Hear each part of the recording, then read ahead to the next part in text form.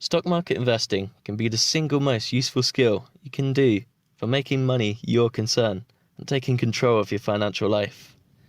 The fact that you are reading this, you're already one step ahead of thousands of others. You don't even consider the possibility of making more money from your own money with investing. You have now set yourself on the long path of learning the investment game, to learn the best stock market strategies and the best ways to make great gains with the least amount of risk. But first, obviously, you need to know what actually is the stock market and how can you get started with this investing. So firstly, what is a stock? Well, a stock is a public company which trades on the stock market, which is like a supermarket but for companies rather than baked beans. These stocks are made up of shares in which anyone can buy to effectively own a piece of that company. Being a shareholder means that you will make capital gains when the company increases in value. If the company pays a dividend, you also earn an income, normally each quarter, which is once every 3 months, when it pays out a part of its profits to the shareholders, as you own obviously part of that company. A stock market occurs on each country's stock exchange. For the UK, this is the London Stock Exchange, where hundreds of the UK's largest public companies' shares are bought and sold on a daily basis. Here, most of the UK's large companies, say like Tesco, BP, Vodafone, Aviva, they all offer shares to own part of their company, which are bought and sold on a daily basis, on a mass scale. Then there are indexes, which is a collection of a certain amount of stocks to give you a good idea of how the market is performing in general. So for the UK, the most widely looked at is the FTSE 100 index, which is the Financial Times Stock Exchange 100 index.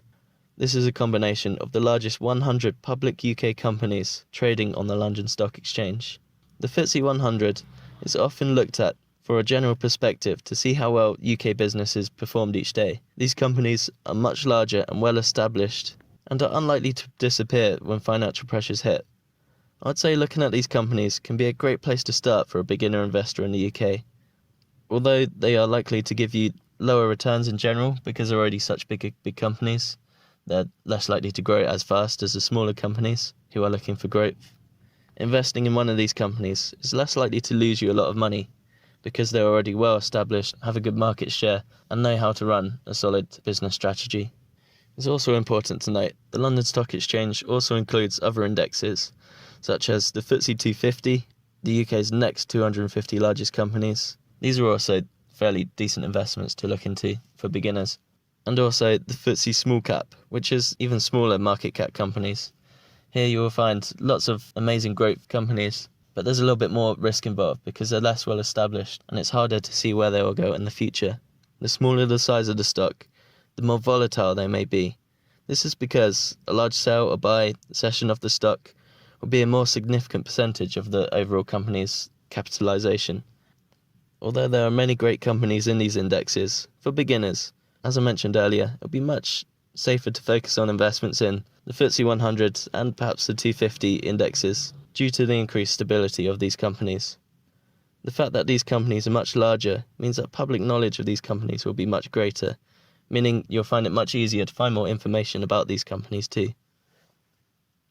When you invest in a stock or a company, it's important that you know exactly what they are doing and how they are making a profit, so you know what you need to do if something changes in the company, whether it's still worth investing in or not. As with the price of most things, the price of buying shares is dictated by supply and demand. Basically, if lots of investors rush in to buy shares of a company, the price will go up. If investors become less confident about the future of a company and then sell, the price will go down. Regular ups and downs in the stock market happen for many reasons, and sometimes for no reason at all. Scenarios in the news may occur, causing people to be afraid of the future of that company. This often causes a massive sell-off, and the price will go down. Or perhaps the opposite could happen, and this is pretty normal, and some good news comes out and the price soars. This is pretty normal investing in the short term. It is important to realise this so that you can be less emotional about the natural ups and downs of the short-term market volatility. To overcome this uncertainty of the short-term volatility, once you buy a stock, you should aim to hold it for at least 3 to 5 years. However, this is not to say you can't sell if something changes in the company that you dislike, or if the stock price surged and it's no longer a fairly valued stock.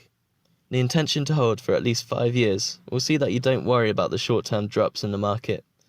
If you choose a good company, the likeliness is that the price will increase above and beyond what it once was, once its conditions improve. Sometimes you just need to be patient. There's nothing worse than to sell a stock early to see its price increase rapidly a few months later. There are many ways to invest in the stock market. However, for now, I will place them into 2 separate categories. There is stock trading, where the stocks are bought and sold typically within 1 to 2 days for lots of small profits. And then there's long-term investing, where stocks are aimed to be held for 5+ years for a much larger profit each time. Due to the aforementioned unpredictable risk of the short-term volatility, I highly favour the long-term strategy, particularly for beginners. Short-term trading can be risky, and as the volatility is controlled by human emotions, which is unpredictable, it can be very difficult to know which way the stock market will go on a daily basis.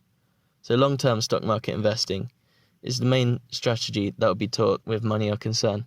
Although, for the sake of completeness, I will also cover short-term investing, just so you know what it's about, so you can understand what it is, and to better understand how the stock market works.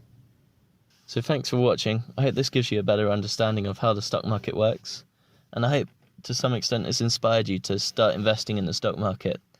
I've been investing for over 3 years now, and I find it a super interesting place, and there's so much to be learnt and so much money to be gained in there.